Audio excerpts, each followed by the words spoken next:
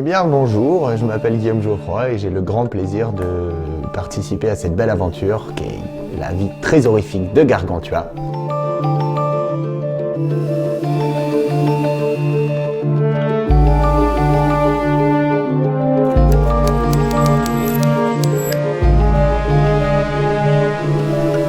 Alors ces 2 semaines de résidence à Francis Gag, c'était surtout l'occasion de confronter le travail que nous avions fait en amont dans les autres résidences à la scénographie, puisque pour cette résidence-là, nous avions des éléments de scénographie, des éléments de costume.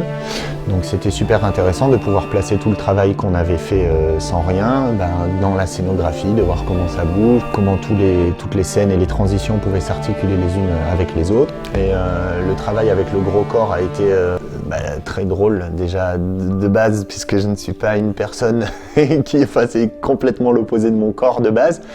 Donc c'est un nouveau travail de composition qui est super amusant et super intéressant aussi à fouiller, puisqu'avec Félicien on a souvent l'habitude de travailler sur la difformité, la monstruosité, le handicap en général. On a toujours des personnages qui sont décalés. Ils sont jamais dans les codes de beauté, ils sont jamais dans le moule d'une société parfaite. Et c'était justement tout l'objectif de voir si tout ce qu'on avait créé en amont pouvait s'adapter. Comment Gargantua naquit de façon bien étrange, Court Jardin pour Beaver très illustre. L'éducation, de rester vraiment au centre jusqu'à ce que tes films parlaient, pour faire soit et en même temps, si ça ne pouvait pas s'adapter, où est-ce que ça coince? Quel accident en découle? Quel événement ça va produire? C'est super excitant parce qu'autant c'est quelque chose qui va nous mettre des bâtons dans les roues. De la même manière, ça peut être quelque chose qui crée une dynamique et qui crée du jeu et qui redonne à une scène quelque chose de complètement différent, d'inattendu.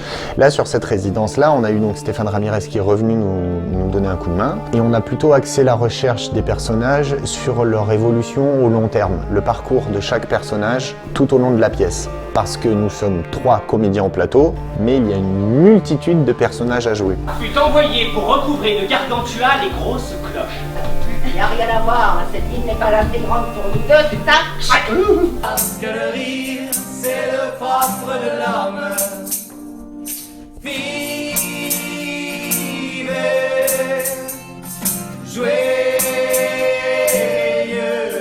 Donc ça a été une partie assez complexe, puisque le roman donc, est un roman long et foisonnant, avec beaucoup de personnages qui interviennent, qui ne restent que pour 2 scènes, qui ressortent alors que ces 2 scènes-là sont très importantes. Donc comment on jongle avec tous ces personnages? Est-ce qu'on les fusionne? Donc ça c'est le travail d'une part d'adaptation de Félicien, qui réécrit donc la pièce et qui mixe certains personnages les uns avec les autres selon la pertinence du propos. Parce que je garde quand même Gargantua plus ou moins tout le long de la pièce. En tout cas, c'est moi qui traite son évolution. Donc on part d'une animalité presque au début, quand Gargantua est bébé, il est élevé presque comme un animal.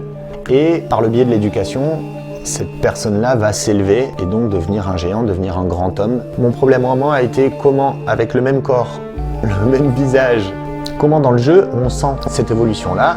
Il y avait aussi tout ce côté physique-là qui a été super intéressant d'évolution du personnage en lui-même, comment je le fais grandir, comment je le fais marcher, comment je le fais parler différemment entre le fait qu'il soit bébé et le fait qu'il soit adulte, comment le langage arrive. Donc tout le travail d'acteur a été basé là-dessus et donc sur ces différentes étapes.